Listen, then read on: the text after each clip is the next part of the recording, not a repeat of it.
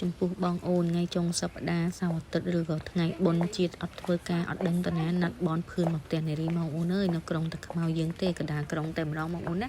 គឺសម្រាប់អ្នកដែលជួយចិត្តធម្មជាតិព្រៃភ្នំព្រឹក្សាឲ្យជួយចិត្តភាពស្ងប់ស្ងាត់ចាគឺមកកន្លែងផ្ទះនារីនេះគឺថាល្អមែនតើបងអូនពូដោយសារអី